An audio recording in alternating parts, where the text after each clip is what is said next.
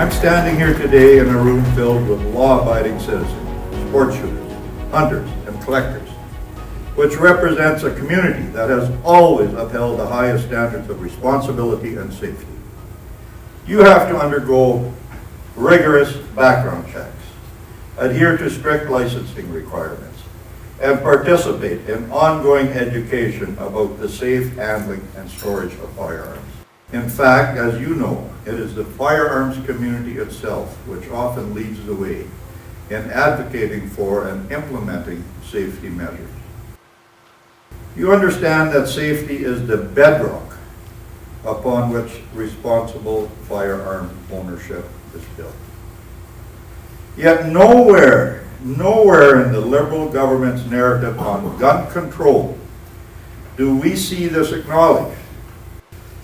Instead of being acknowledged for their dedication to public safety, law-abiding firearms owners who engage in their sport or who collect firearms with passion and respect for the law find themselves unjustly portrayed as part of a problem. It's a narrative that is not only unfair but counterproductive in achieving genuine public safety. Now this, friends, is regrettable because Canada has a public safety crisis which is being fueled by the Liberal government's ideological soft-on-crime approach. The Liberal government has not only failed to achieve their declared objective in enhancing of public safety, they have actually undermined the ability of our police and corrections officers to combat, control, and rising violent crime. Yet, even though the Liberals are keenly aware of these realities, they continually turn a blind eye and insist on playing politics by pandering to the fears of their ill-informed base.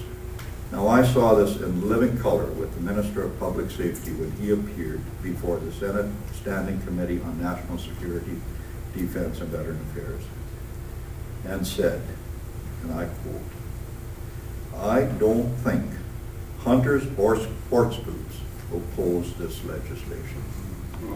Let me repeat that. The Minister of Safety said, "I don't think hunters or sports groups oppose this legislation." I would like to know whether any of you in this room did not oppose Bill C-21.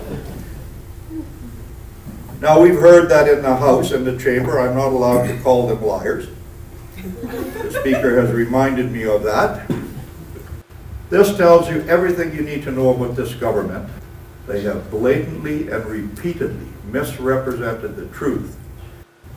This will have no impact on gun crime, and just gratuitously targets 650,000 law-abiding Canadians, making them the de facto scapegoats for a bigger societal problem. What Canadians are going to find out in the years ahead, that the policies like the Firearms buyback program and Bill C-21's ban on the purchase and sale of legal, already tightly controlled handguns will not make Canadians any safer. This is a complete sham. The other thing that Canadians are going to find out, and are already finding out, is that accomplishing nothing under the Liberal government costs an awful lot of money. While the Trudeau government told taxpayers in 2021 that the program would cost $8.8 million. Not one firearm has been bought back, and we have spent $44 million of your tax dollars. At this rate, we are headed, as I said, for another multi-billion-dollar boondoggle which will do nothing to improve public safety. Nothing. If left to stand, it will destroy shooting sports in Canada. So what can gun owners do? What lobbying advice or advocacy technique can I share with you today that will enable you to turn this public policy train wreck around?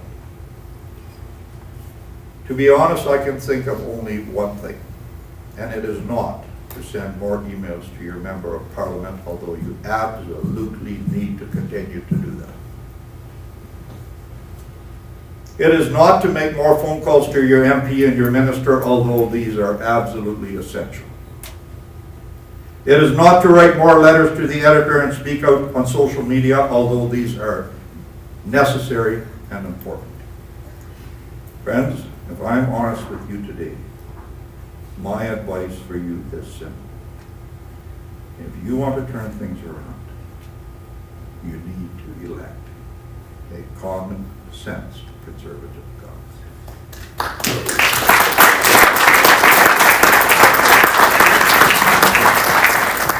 The Liberals are not serious about stopping dangerous criminals from getting their hands on illegal guns. They are not serious about making our streets safer. They have ignored gun safety and put politics first at every step. Not only will we undo the Liberals' efforts to target hunters and sport shooters, we will take definitive, common sense steps to address gun violence and the flow of illegal guns across our borders. And we will ensure that Canada's firearm legislation is based on evidence and outcomes, not on ideology, and that it respects the rights of lawful Canadians.